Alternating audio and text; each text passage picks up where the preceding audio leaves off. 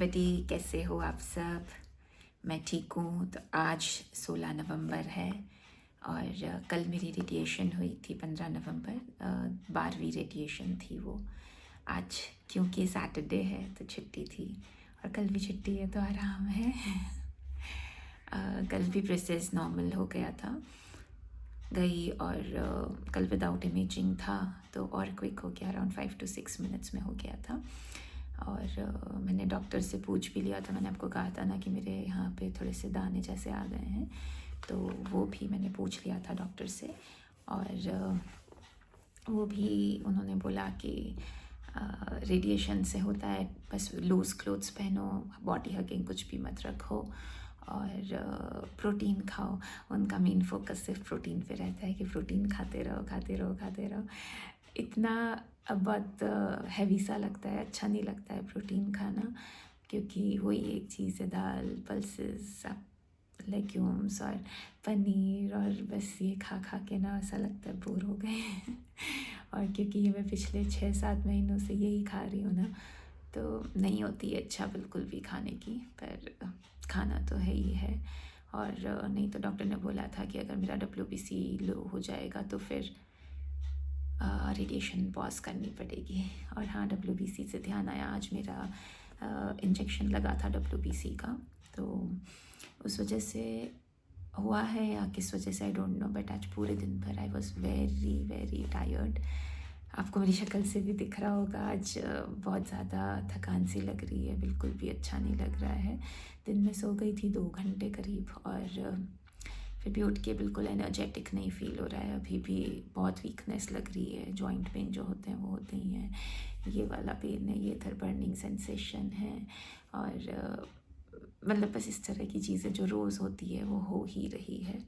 तो side effects मतलब सारे यही हैं। और आज का मुझे ऐसा लग रहा है कि थोड़ा रेस बॉडी टेम्परेचर वो भी रहता ही है, बट मे बी वीकनेस और फटीग इतना ज़्यादा है कि इस वजह से हो सकता है कि बॉडी टेम्परेचर भी बढ़ा हुआ हो।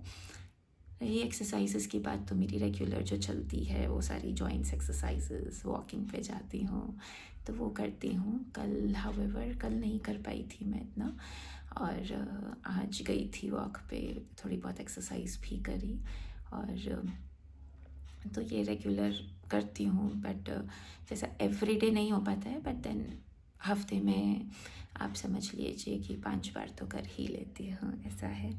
और खाना और फ्लूइड, जैसा मैंने आपको बोला, बहुत मन मार के खाना पड़ता है, बट खा लेती हूँ, कभी कम कभी ज़्यादा, थोड़ा बहुत ऊपर नीचे चलता है। आज मैंने मेरी डॉक्टर से भी पूछा था, कल मेडिकल ऑन्कोलॉजिस्ट से, कि मैं प्रोटीन पाउडर ले सकती हूँ क्या, क्योंकि उन्होंने मुझे मना बोला था कि आप कुछ भी मत लेना सप्लीमेंट्स मुझसे बिना पूछे। तो वो मैंने सप्लीमेंट पूछा था उनसे, तो उन्होंने बोला था कि आप ले लेना। उन्होंने ही मुझे रिकमेंड किया था ड्यूरिंग कीमोथेरेपी, तो उसका नाम है सेलिविडा मैक्स, तो वो मैं लूँगी। आज नहीं ले पाई, कल से लूँगी।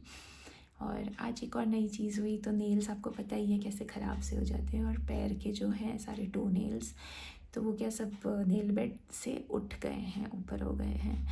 तो आज एक फिंगर का, एक टो का एक्चुअली नेल निकल गया था, तो बड़ा ही पेनफुल था।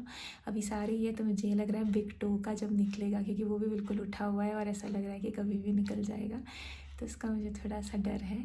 बट हाँ ठीक है, वो सारे ही निकलेंगे और फिर नए आएंगे। तो अभी बिल्कुल बस स्किन ही दिख रही है, वहाँ पे बहुत सारा निकल गया था, इतना सा बस नीचे नीचे रहा था। और बाकी ऐसे इसके अलावा और कुछ मुझे नहीं लगा, सिर्फ वीकनेस और यही था मेजर जो था। अब मैं आपसे मिलूँगी वापस मंडे को मेरी 13th है। टोटल 16 रेडिएशन है IMRT की, तो अभी 4 और बाकी हैं। I am so happy. इसके बाद मेरी बूस्टर स्टार्ट होगी, इलेक्ट्रॉन बूस्टर, तो जो कि अराउंड 9 डोजेस होंगे उसके। तो लेट्स सी क्या होता है, वो तो वही है, जब जिस दिन होगा तभी पता चलेगा। बट अभी के लिए सिर्फ यही साइड इफ़ेक्ट्स हैं और यही रूटीन है मेरा। तो सी यू ऑन मंडे। ठीक है, bye bye, take care everybody.